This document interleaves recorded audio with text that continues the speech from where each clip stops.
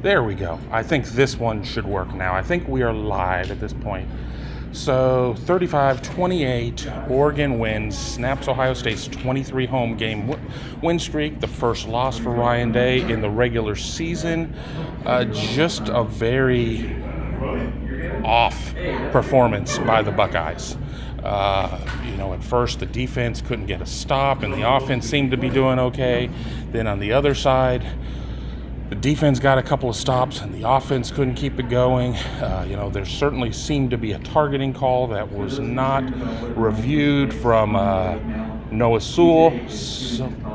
So we'll have to kind of just see what's said about that here in the post game. I know certainly a lot of people very upset about how the defense looked. I don't have the stats in front of me at the moment, but they really made Anthony Brown look like much more of a passer than what we thought he would be. We are waiting for C.J. Stroud, Ryan Day, and the rest of the Buckeyes to come into what will certainly be a disappointed post-game room. Got people passing behind me right now, so bear with me, y'all. This is not necessarily the greatest situation in terms of a lot of room. I see people starting to get into the post game right now or getting into the chat. 20 of y'all. So, we'll try and see if we can get to some questions as we're filibustering, waiting for the post game. A lot of times after a loss, it seems to move a little bit slower than what we would expect in terms of a win. I'm trying to get my shot set as we're doing this. Again, we're kind of dancing around doing this, trying to get everything set up as I'm going live from my webcam as we wait to go and take the post-game sound. I see some comments in here about the pass rush. There certainly was not much of a pass rush to speak of in terms of what they were able to get there. But, we also saw, I think we saw breakdowns on all levels of the defense. I think it was, we didn't see it out of the D-line. We certainly didn't see it out of linebacker. All right, I thought somebody was flagging me down. Apparently they're not. So, the secondary, we'll find out hopefully a little bit more about what's going on with Josh Proctor. His injury certainly did not look good. I stood out there and saw him being carted off like right out of the stadium. So, you got to just kind of fear the worst there. I'm reading some of these things. Hummus Hero talking about some of the calls. We'll have to kind of, I'm going to have to go back and watch the game because honestly, it's very difficult to see some of those things. But that targeting certainly is one that is a question for me. What say y'all who watched it on TV? Go ahead and jump into the post game, into the chat, and kind of say what it is that you thought you saw there. Certainly looked like a bad situation for me. Again, people are coming in, bumping around, so I'm trying to sit there and watch and listen to what people are saying. So just bear with me. Let me flip a switch here on my camera so when we get post game, you'll hear it a little bit better. We're going to try and make sure we do this one a little bit smoother than last week where I didn't have audio for the first couple of minutes. Hummus Hero again. I just keep seeing Hummus Hero's announcements. Pathetic inability to adjust the scheme on defense. Parker Seymour certainly not a fan of Kerry Coombs after today. Jeff Straley, defense looked like a continuation of the Alabama game. It was bad, but in the Alabama game they did keep Alabama at bay more or less in terms of running the ball. They just were not able to do. How many times did Oregon be able to take it off the left side? Didn't have contain. Nobody set an edge. It was a real mess in terms of those situations. No, David Hillster, I agree. Targeting is not the reason they lost. Absolutely. You don't put yourself in that situation to where you're having to try and chase that late touchdown. There were umpteen thousand other reasons of why they were in that situation. But when you're trying to get a comeback, I just found it weird that they didn't at least look at it. Just based on, I was standing on the sideline. I saw one replay on the Jumbotron. It looked bad to me, but, what do I know? Jordan Kapler asking me how my battery is.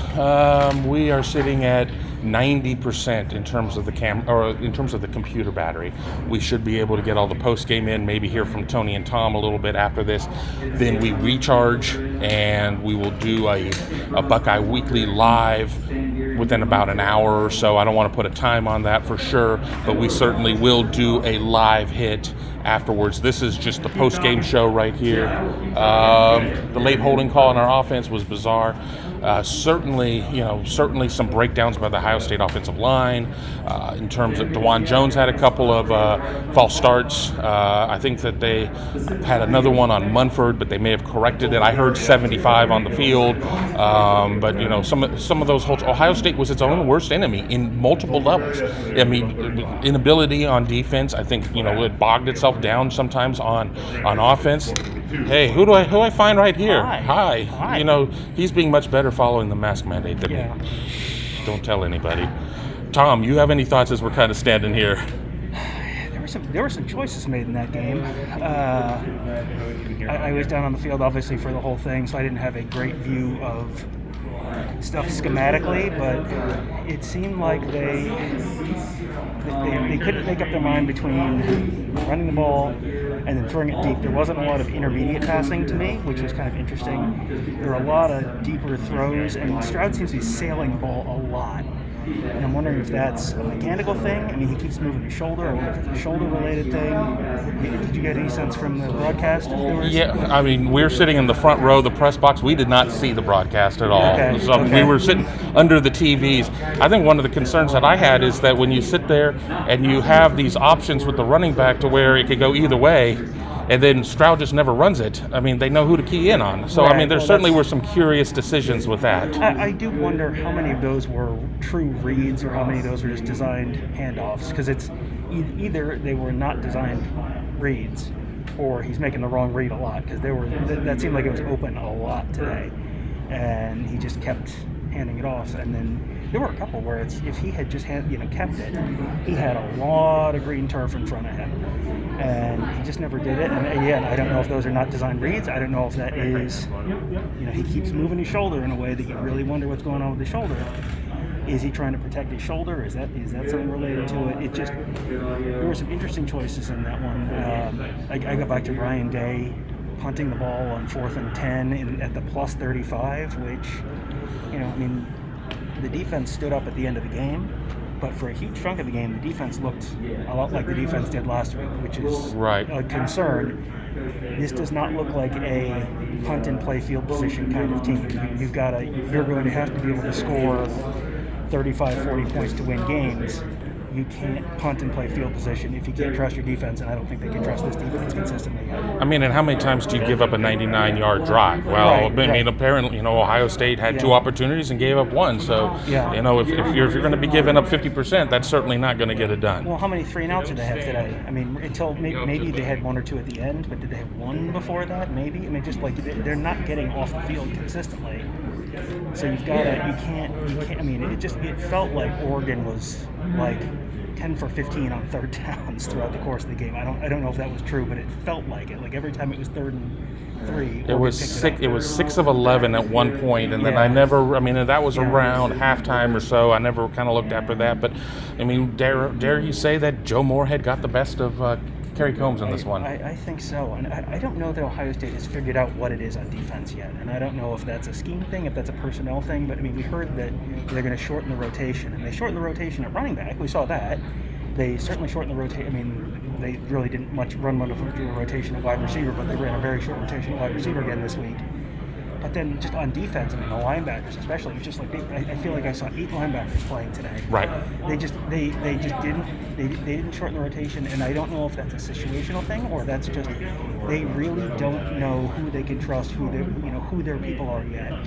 Which I mean, you go through spring ball, you go through fall camp, you go through the first 2 games. That's that's a little concerning if you don't Right. know who you can trust at that point. Well, Palai Naoteote gets out there. I mean, and he looked good in terms of playing. I mean, he's somebody who's running with the 2s and the 3s until he got his clearance yesterday. And, you have them out there. You bring out Steel Chambers, somebody who was a running back up until last year. And I mean, again, that's not to sit there and say that these guys might not be the best guys, but the fact that they are having to bring so many guys, it almost looked like they were trying to find guys that had just some juice. I mean, because, I mean, it was a very flat defense for much of the game. And I'll say this, I mean, and I saw that you tweeted something out about a little pocket decibel meter. I mean, it got loud. It got really loud when Ohio State needed that stop. And, I think everybody in the stadium thought at that point that it was just, a formality that Ohio State would score and then just either get it to overtime or try and get another stop. Yeah, the whole momentum felt like it was swinging towards Ohio State. They were down 14. They got the score. They got the stop they desperately needed. The crowd's going crazy. Ohio State gets the ball back, and then you throw an interception. And it was like, that was a killer. I mean, That was a real killer. I mean, there were a couple other decisions. I mean, the end of the first half is just bizarre. You go back to the end of the first half, they've got the ball. They're going down the field. They're kind of hurrying. But it was like they had no idea how much time was left in the clock or where they were, what the situation was. The pad statter to Mayan at the end, and then the play before that. It was just a bunch of checkdowns, which is fine. But when there's 6 seconds left in the first half and you snap the ball, this is going to be your last snap. You can't check it down at that point. You got to take a shot at the end zone. And if it gets picked off, it gets picked off. But you got to take a shot at that point. You're not setting yourself up for success if you're just kind of playing conservatively and just rolling up stats and not actually putting points in. Right. So here we go. Here comes Ryan Day. So I'm going to flip the camera right now.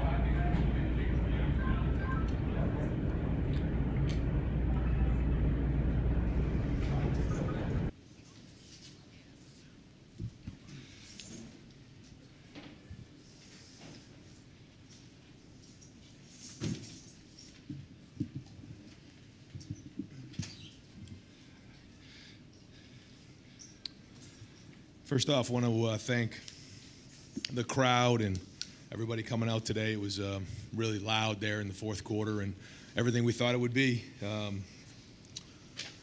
Very disappointed we weren't able to pull out the victory for everybody who came today. It was a great crowd. I felt like it was a game that we were really never in control of. I felt like they ran the ball. We didn't do a very good job of running the football, and because of that, I think they kind of controlled the game. We moved the ball at times, but didn't convert on fourth downs, and because of that, we were always kind of playing catch up. And so we have to learn from this. We have to grow from this. We still have a lot of football left, and figure out, get on the film and figure out where, the execution issues were and get them fixed. All right, we'll open it up with questions. Front row left, Bill Rabinowitz, Columbus Dispatch. No, go ahead. Yeah, you're right there is fine. Okay. Ryan, defensively, their offense seemed to step ahead of you defensively, your defense, especially on those touchdowns, looked almost identical. What was the issue on defense as best you can tell? I got to figure it out. It looked like they were in some sort of a crack scheme where the guy who's covering the man cracking the linebacker has to replace, and that didn't happen. And I agree with you. It happened too many times and needs to get fixed. Over here to the right, Nathan Baird, Cleveland.com.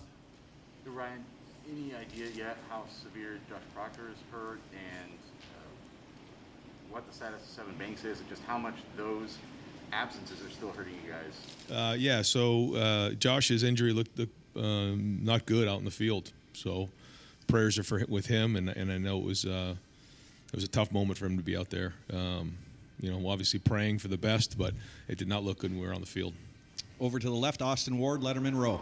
Ryan, I know there's at least one point in the first half where you were getting on Kerry a little bit and seemed unhappy coming out of that timeout with too many men.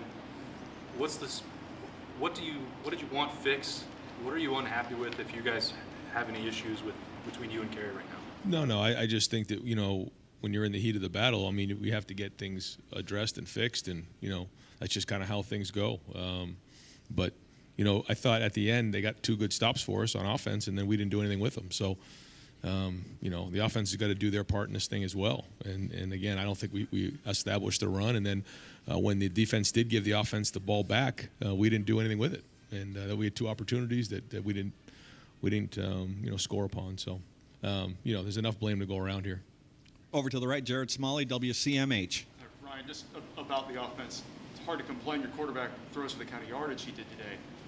You're referring to the run game. Was that more the issue of just trying to get, instead of getting 1 or 2, getting 3 or 4, Right. trying to keep them moving that way? Yeah, I think it was kind of that way. It seemed a little out of whack today for whatever reason, and then we didn't convert on those 4th downs. And like you said, sometimes when those go for 4 and 5 as opposed to 2 and 3, it makes all the difference in the world, especially in that plus territory. And it didn't today, and it kind of threw us off. And then it was 4th and 2, and I felt like we needed to go for it, and we threw it, and they hit us with a 0 blitz. And if we were running the ball a little bit better, probably would have ran it there, but just didn't feel great at that moment in that spot. So that's something we got to go back on as an offensive staff and get fixed and get addressed, because we want balance, and we don't have balance on the sheet. We have 484 yards passing and 128 yards rushing. That's not balance.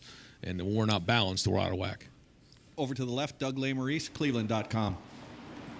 Ryan, following up about you hit on some of those outside plays where it looked like it was similar stuff defensively. Is that especially problematic when it feels like there's maybe a flaw in what you guys are doing that they are exploiting repeatedly and that, to our eyes, doesn't appear to be getting fixed?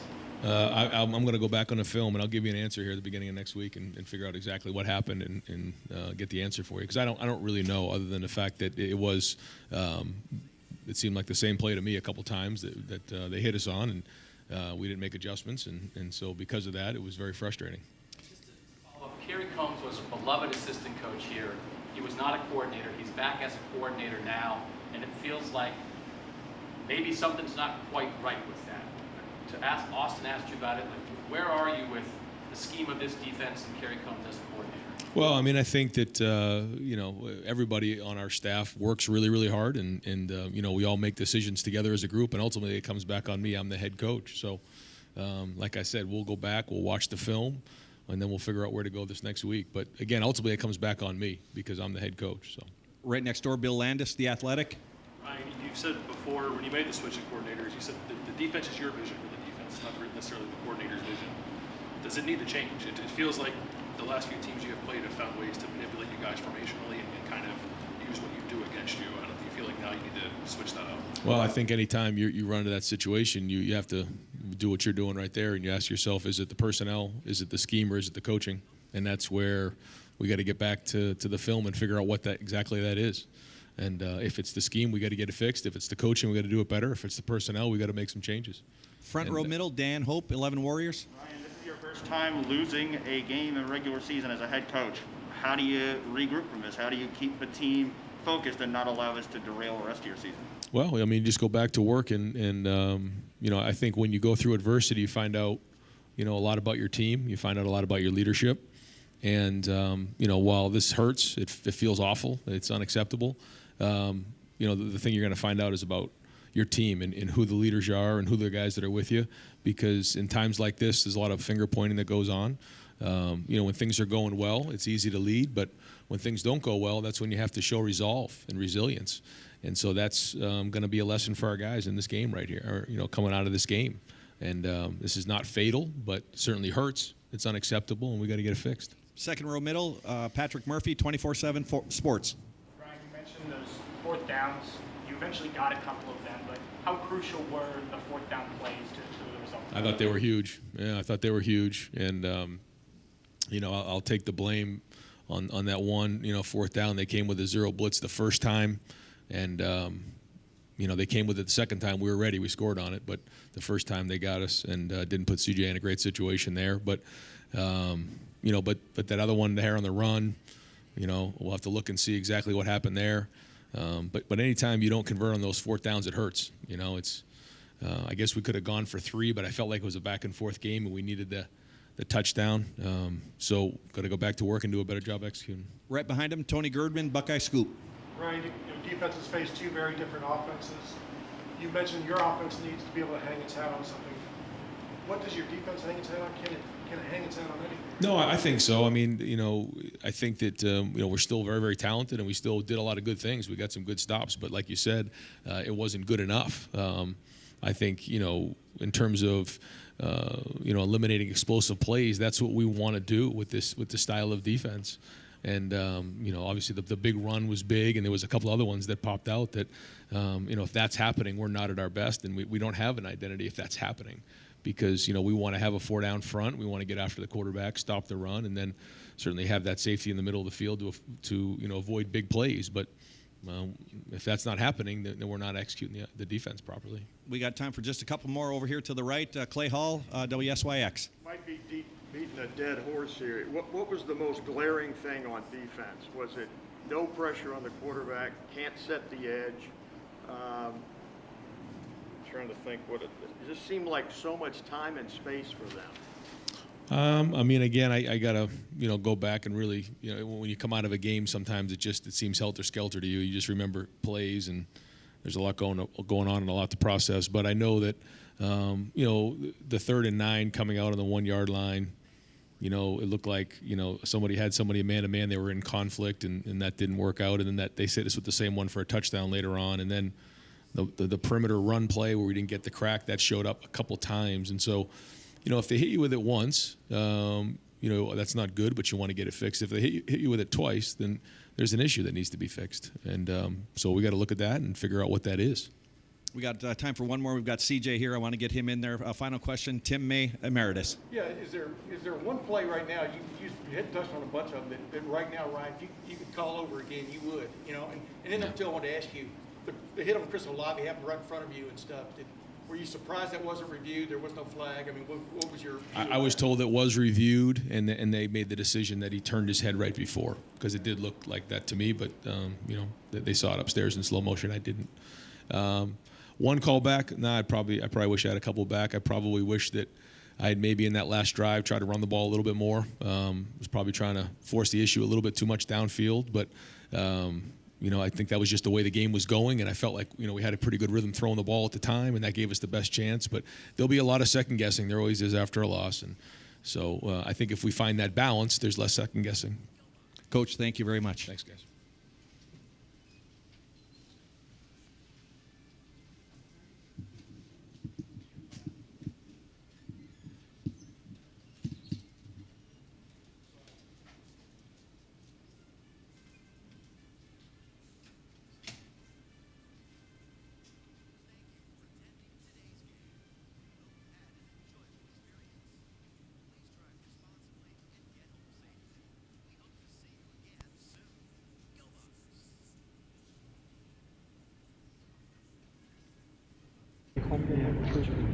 We're just waiting on CJ Stroud right now at this point. I saw him in the little room outside of here. Just don't want anybody going anywhere. We will be getting players, maybe an assistant coach or two. We never really get a list before this happens. We know we're going to get the starting quarterback. We know we're going to get Ryan Day. And then it's kind of a crapshoot, if you will, of who we get. So, bear with us. We're killing a little time here as we wait for CJ Stroud to take the podium. I could have sworn I saw him in the stairwell. He's poking around there somewhere. Hey, Tom Orr has joined us again. Was it me, or was there, Ryan Day is not like as openly angry as Urban Meyer was after losses, but there were a couple things he said there that made me think I don't think he's particularly thrilled with Kerry Coombs right now. Basically the fool me once, shame on you, fool me twice, shame on me thing like that. That read to me as someone who was very, very not happy with his defensive coordinator right now. Right. It wouldn't shock me to see some changes, not in terms of personnel, but could we see Kerry Coombs move upstairs? I mean, him running around there in short sleeves.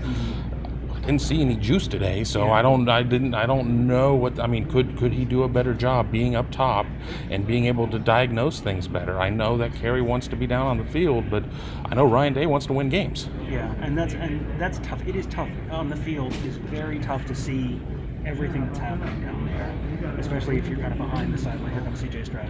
We'll finish this thought later. All right, we are going to open up the floor with questions for quarterback CJ Stroud. I'll open it up over to the far left. Stephen Means, Cleveland.com. CJ, obviously there were a lot of problems today, but I don't know if anybody would have predicted the offense would only get 7 points at halftime, given some of the weapons you have out there. You guys maybe struggled in the first half, getting things clicking. But do you think's not clicking that's kind of taking some time, maybe get to the second half?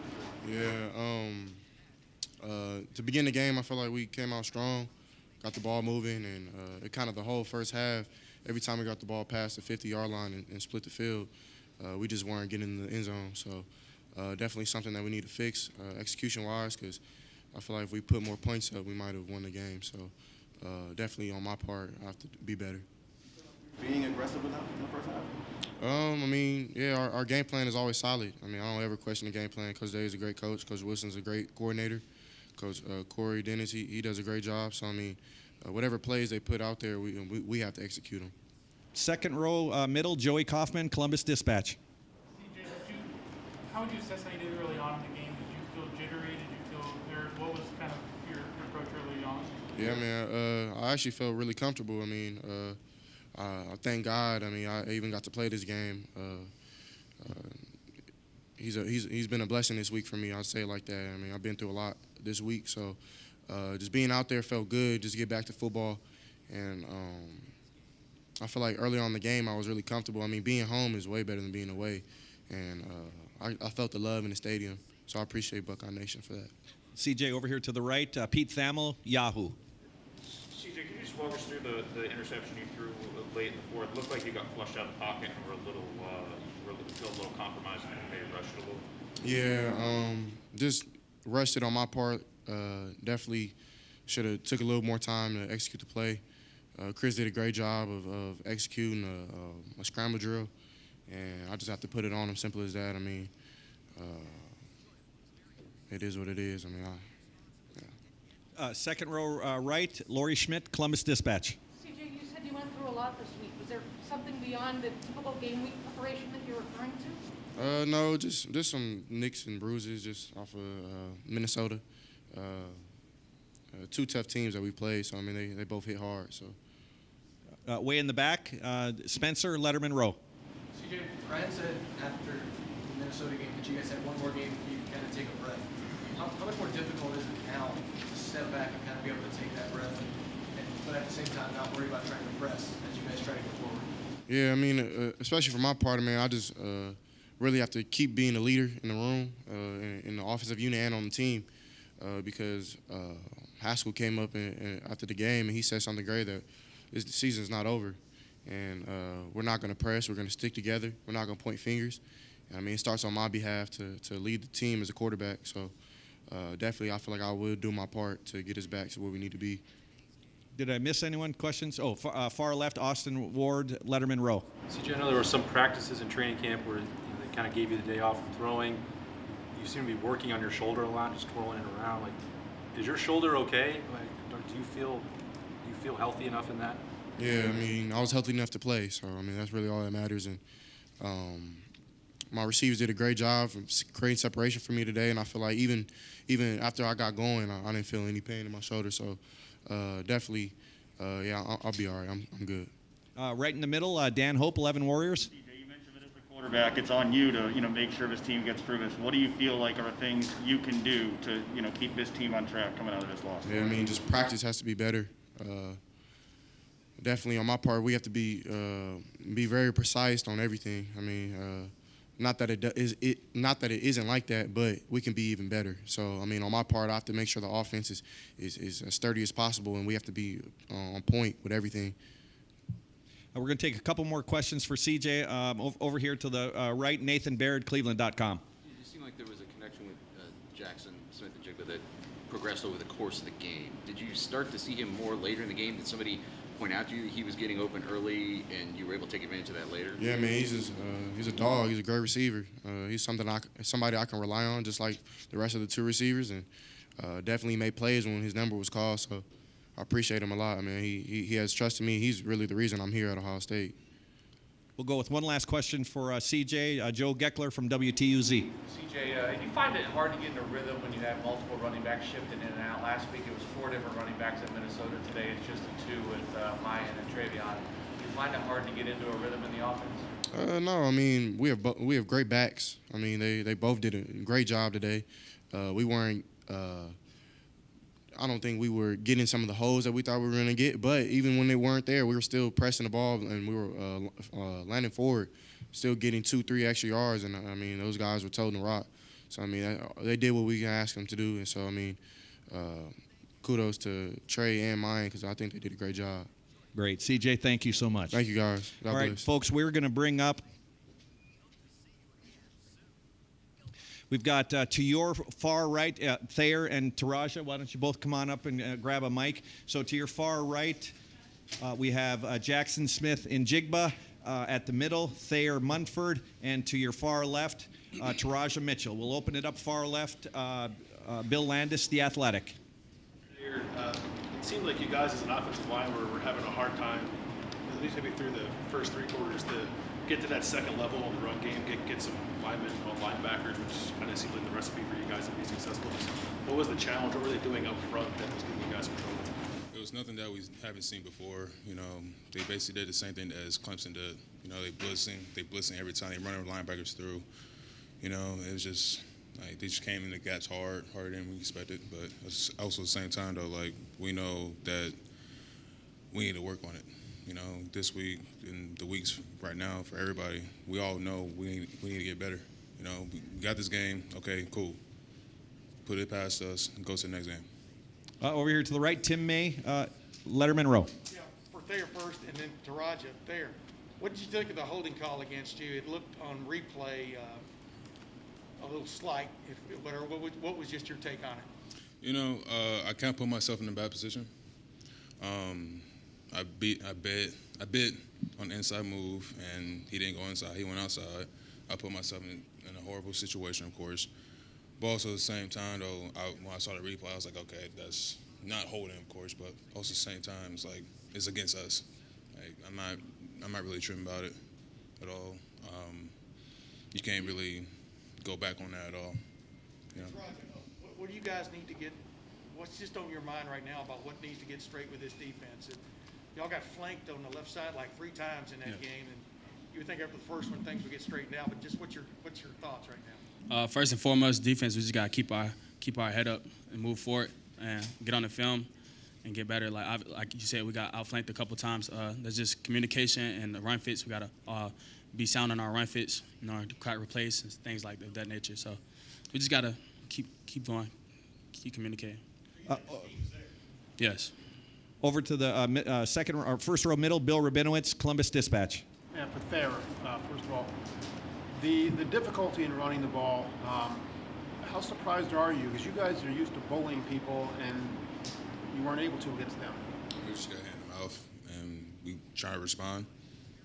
We responded, got hit in the mouth. We got to keep going, though. It's not like it's a big, we all know it's a big deal if the offensive line doesn't get movement. But also at the same time, though, like, we got to keep going. It doesn't matter who's right there. Just got to maul people off the ball. Over to the far right, Stephen Means, Cleveland.com. You met CJ down in Dallas at Elite 11. That was the first time you got to play with him. I don't know if you guys ever lost down there, but how did maybe you see him kind of bounce back from adversity there that kind of let you know that this guy was ready for a moment like this? He did lose in college. He okay? Yeah, CJ has a big heart, and he's a competitor. I knew that since I met him, first time I met him. So, you know, he's going to keep going. We're going to keep going. I know he has my back. I have his back. So we're just going to put this behind us and, you know, keep going. You're building chemistry with him. It seemed like you were open a lot last week, and then early on in this game before you started getting in. I guess how was that going along, building that chemistry with CJ, building that trust?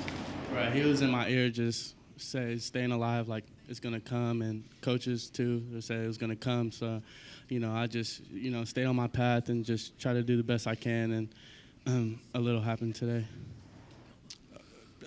Austin, front row left, Austin Ward, Letterman Row.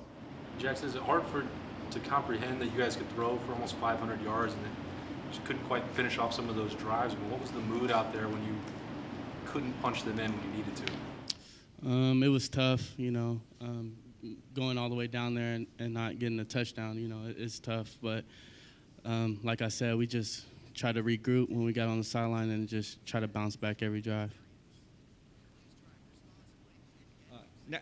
Middle row, front row middle, Dan Hope, 11 Warriors.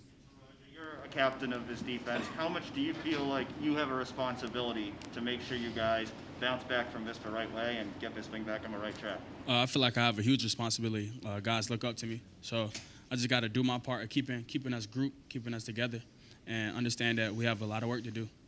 But that's something that we're looking forward to, and we're ready to get back to practice tomorrow and fix the mistakes. Second row left, Joey Kaufman, Columbus Dispatch. Haskell, it's rare to look back on Ohio State game and see you guys not really getting sacks. What was maybe the issue with getting pressure on their quarterback, and what was kind of going on there? They're just getting the ball out their hands fast. Nothing really you can do. You just gotta close the pocket. They knew, we're known as the Rushmen, so everybody's on notice that they have to get the ball out of their hands fast. You have any other questions for the guys? Okay, second row left, Bill Rabinowitz, Columbus Dispatch. Yeah, again, for Haskell, I mean, how surprised are you that they were able to move the ball the way they did against you guys? Really, it just came down to we were in place. We just weren't at competitive excellence. When we needed to make a play, we did it. Point blank. Period. Go to the far right here, Spencer Tomlinson, Letterman Row.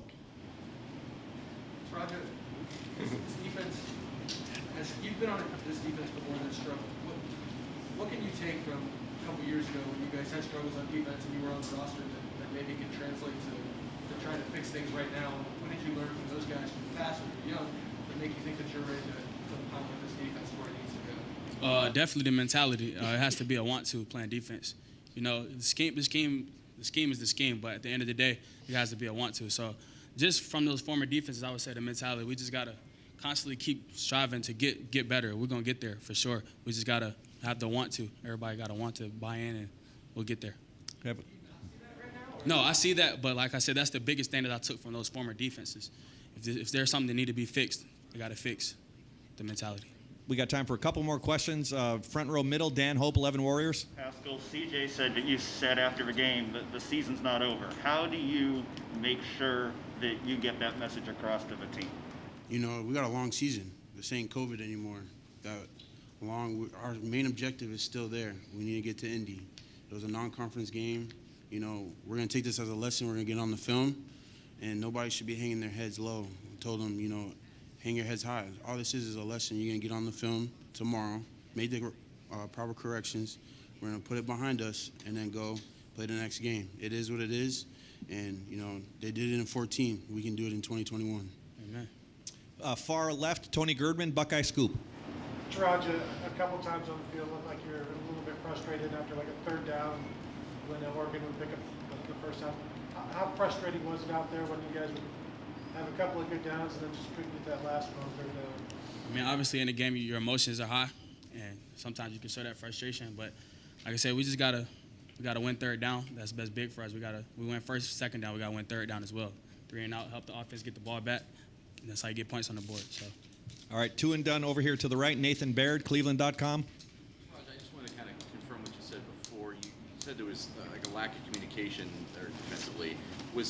They were winning kind of on the edge on what seemed like a very similar play like multiple times today. So is it the first communication that isn't happening? Is it the communication is happening but it's not getting absorbed? I'm just trying to understand, like from your perspective, what about the communication? Just post snap communication. Like guys we gotta know that we're playing in a scheme. Guys gotta do their job. That's just the biggest thing that we just gotta work on, like making sure that everybody's doing their 111, and then it all comes together to make. And right next door, Tim May, Letterman Row. Yeah, for Jackson, was there a conversation at all in the second half? Hey, we're on the sideline. Hey, we're going to get you more involved. Were you talking? Hey, nobody's checking me occasionally, whatever. Just how did that all evolve as far as you're concerned? And on that touchdown, obviously they had hit you guys with a blitz up the middle one time, but they left it open. And what was it like, I guess, to have a play like that in a critical situation where you take it to the house? Yeah, it was CJ and Coach Dan, Coach Harline. They was just telling me to. It's going to come, so, just be ready when it comes, and on that it came, and I just had to make a play, so it felt good. What was it like to have this many catches in a big game? Obviously, y'all didn't win, but do you feel even more part of the passing offense now, you know what I mean? Yeah, it's hard to, it's hard to celebrate my individual accolade for a tough loss like this, so, it feels good, but I want to win, and I'm ready for next week and for the rest of the season. Great. Gentlemen, thank you very much. Folks, I'm going to go downstairs, see if we got any more. So hang here for a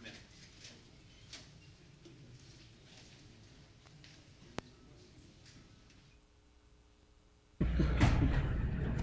trying to switch microphones and everything else here. We've been put in a holding pattern for a minute to see if anybody else has not made it to the bus yet. I certainly could see them being like, "Well, everybody's gone. Sorry." Yeah, So you know, they don't like doing these, and they don't lose a lot, and they certainly don't talk a lot after a loss. This is more than they typically have talked after a loss. I remember like the Iowa game in 2017. It was like Urban Meyer answered 3 questions, was real surly, left. You got Billy Price and maybe one other person, and that was it. And it was like 5 minutes and you're done. So this is more answers than they've gotten after previous losses, especially regular season previous losses. But there's still, you know, this is a very predictable. We've got to go back and watch the film. And then Monday, you know, Ryan Day's answer about, you know, is it scheme, is it personnel, is it coaching? We got to go back and watch the film.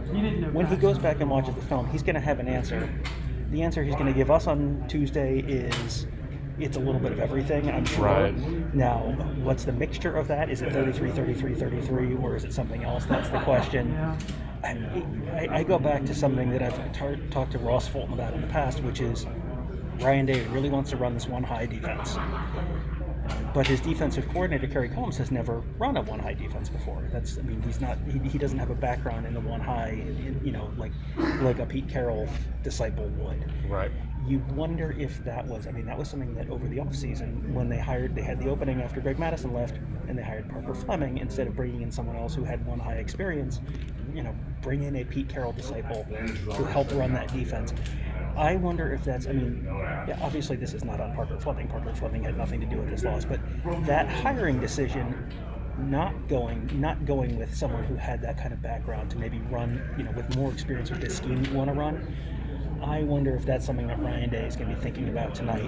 Was that you know, right. If he had to do that all over again, would he go about that process differently? I mean, you got to wonder, you know, you have Paul Rhodes sitting in the defensive analyst position or whatnot, you know, just exactly what comes out of there. I want to get back to something you'd said earlier, as we're waiting to see if we bring anybody else out there about Urban Meyer, just, you know, Captain Furioso when they lost a game, and Ryan being a little bit more measured. That's why I just wonder if the whole Urban Meyer to the NFL thing is going to work when, you know, even good teams are going to drop 4, 5, 6 games a year. Yeah, and you know, I don't know that I necessarily think being absolutely enraged and just turning into a ball of fire actually solves anything. You know, I mean, and I think Ryan Day, you got a little glimpse. I think it was it on the TV broadcast, him ripping into Combs on the sideline at one point? I mean, people talked about it. People talked about it in a way that I assumed that it was on the TV broadcast. I think there is more fire in Ryan Day than Ryan Day lets on. He's pretty measured in public, but I think, you know, you don't get to the position he's in right now without having a little bit of fire, without having a little bit of drive.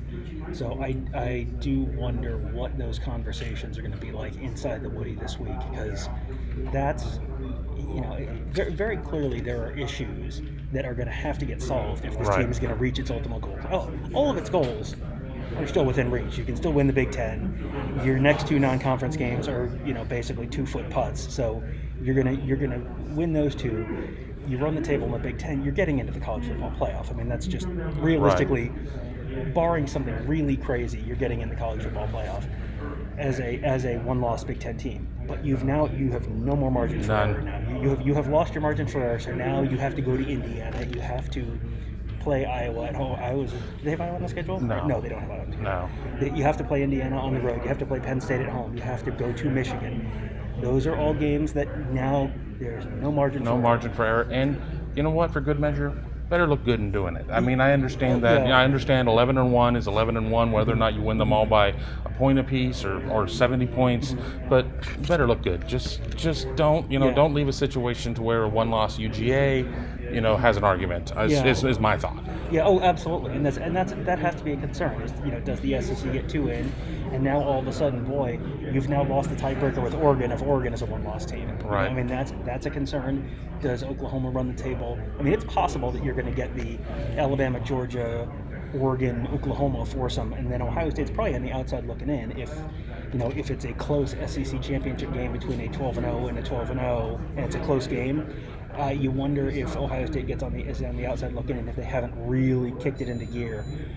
You know, Ohio State probably gets the benefit of the doubt more than a lot of other programs would, but You have seen them left out with one loss. That is a thing that has happened in the past. 2018, a one-loss Ohio State Big Ten champion got left out. So this was not that kind of loss. This was not a multi-score loss against a 7-5 or 6-6, whatever it was, Purdue team. This is going to end up being a quality loss. That was a very good Oregon team. But a loss is a loss. A loss is a loss. This is not a team. This is not a program. This is not a fan base that is used to dealing with regular season losses. So now they've got to regroup. Now you got to find some answers, and it'll be very telling in the next couple of weeks. Do they come out and do they just turn into the ball of knives and just absolutely destroying everyone they're playing? Do they come out and go 63-3 against Tulsa next weekend or against Akron in 2 weeks? I don't know that would necessarily make me think that all the issues were solved, but it would, if they come out and just kind of land with a thud next weekend. I mean, Tulsa lost to an FCS team in week 1.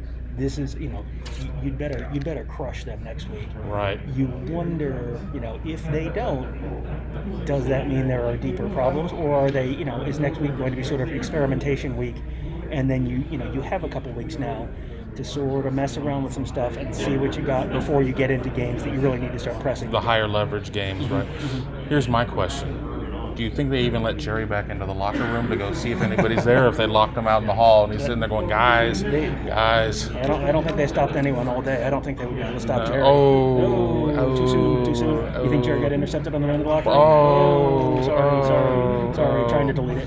No, we're live, baby. We're live. Yeah, it's we'll see. Jerry has been going quite a while, and a lot of times they just want to get on the bus and get back to the heck Woody out of Dodge. And get going on recruiting and get going on, get the players out of there and take Saturday night, clear your head, and then be back in Sunday to start working again.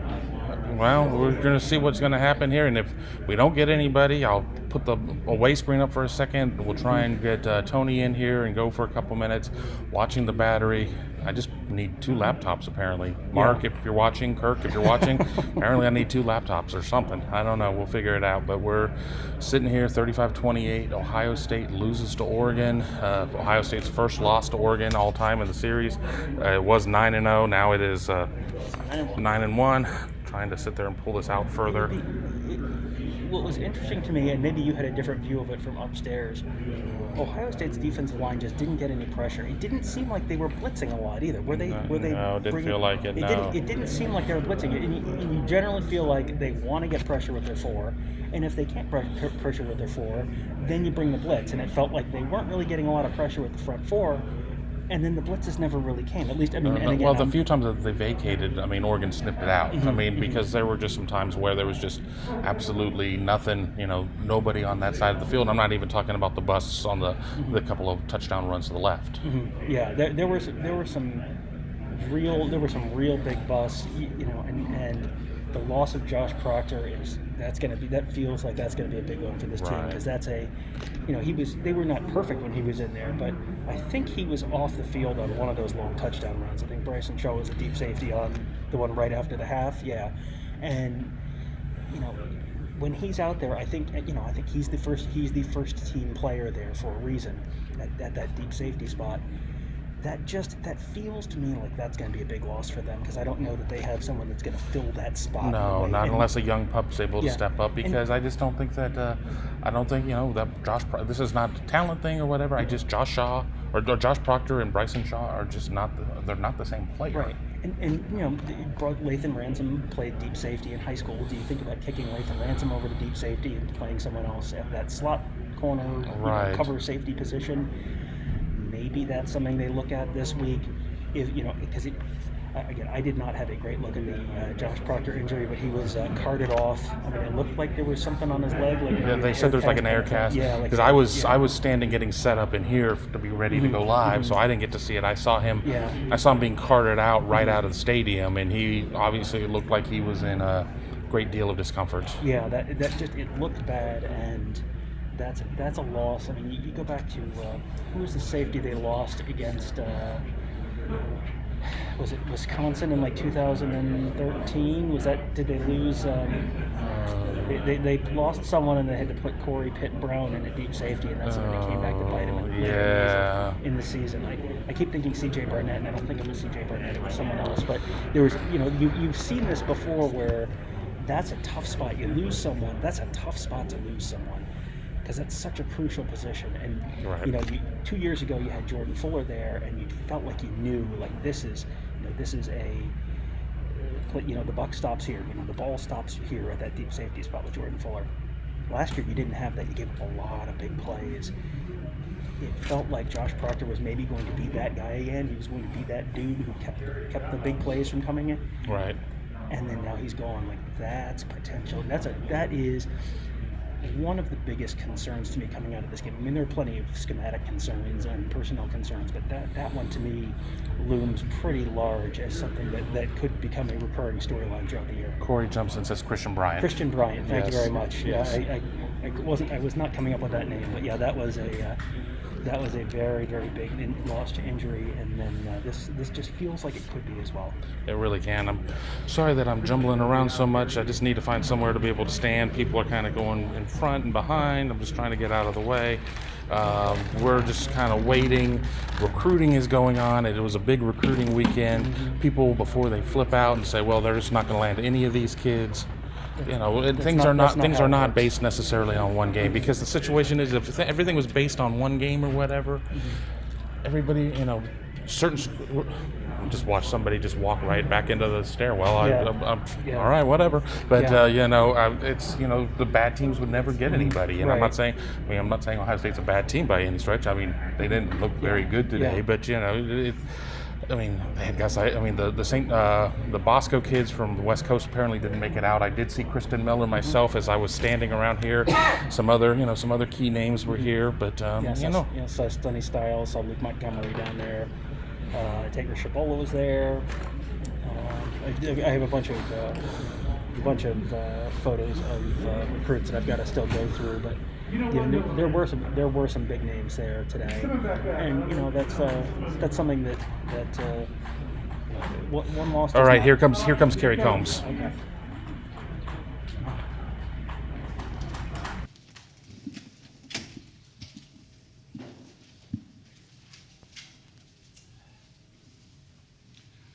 All right, we are going to open up the floor for Coach Coombs. We'll start off over here to the right.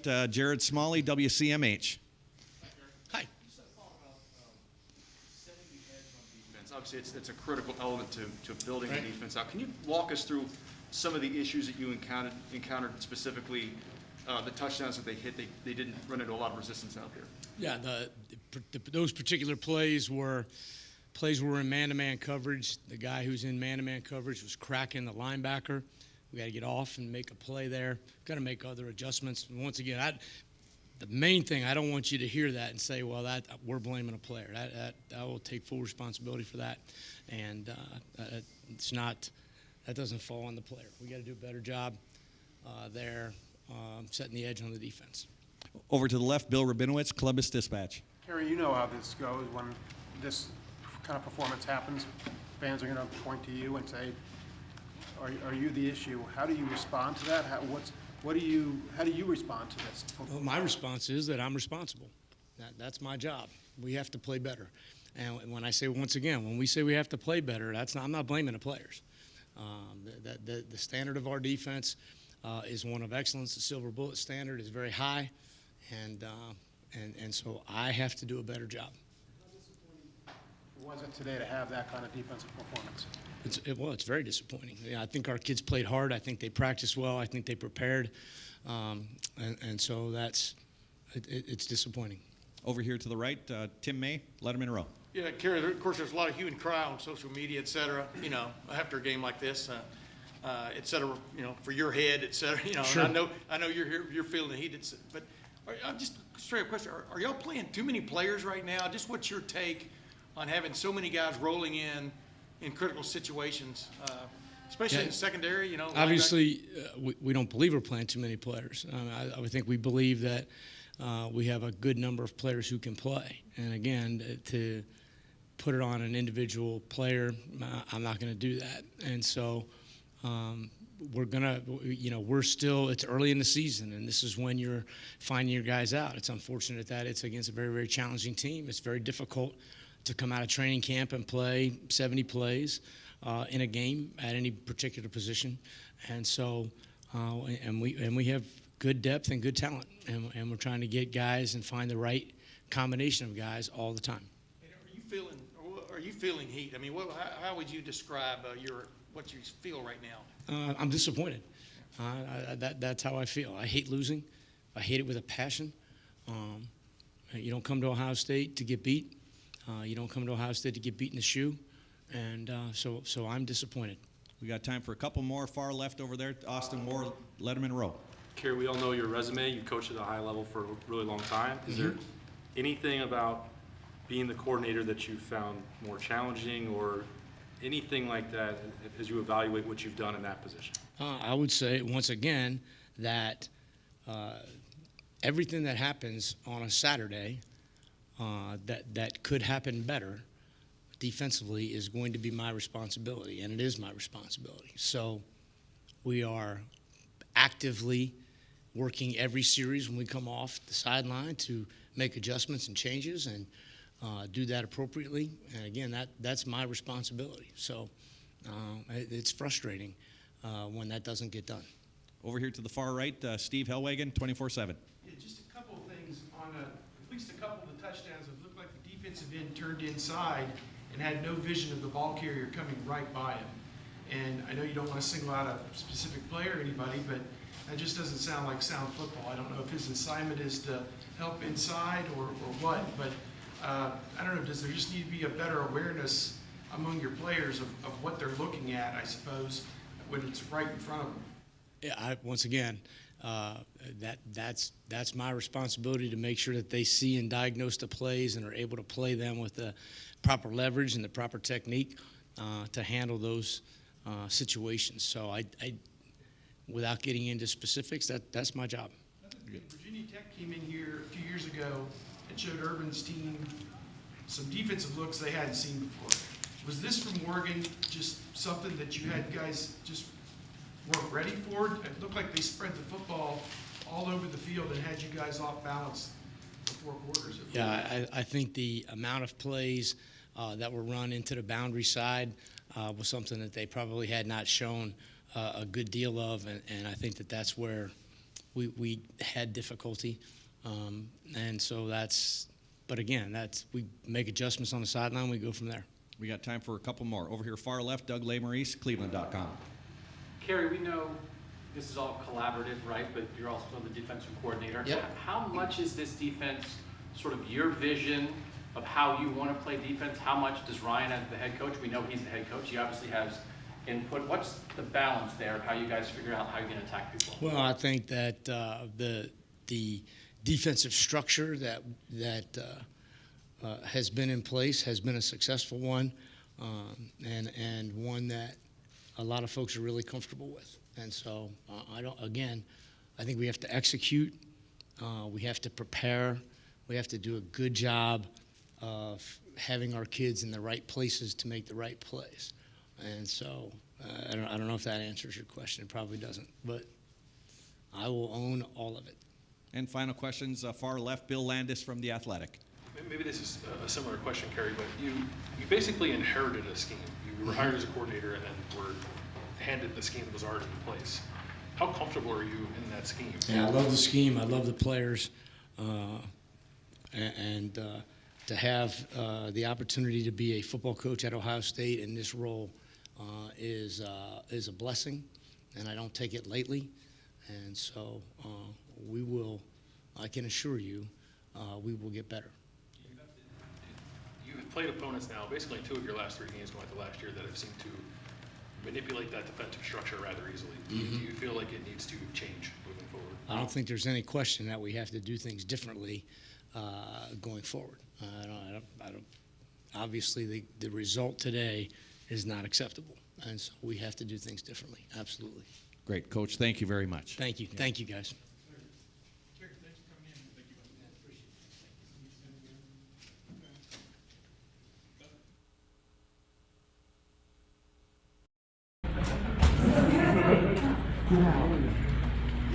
Jerry Mig has jokes. He has jokes. Press box closes in 5 minutes. Probably not.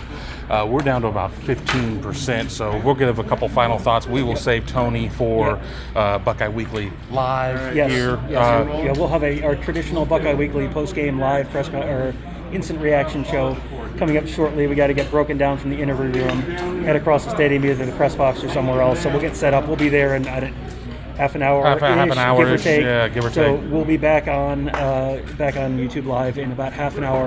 Tony Gerdeman and I to give our thoughts on the game. There's a lot of thoughts to go through. I'm interested in looking at some stats, but and then we'll be answering your questions as well with producer Kevin here. So looking forward to it. Sounds great. Look forward to it. We'll get a link posted there on Buckeye Scoop. Be sure to follow the YouTube channel if that's where you're getting this from. Be sure to hit the bell so you know whenever we're going live, and we'll talk to you here very soon.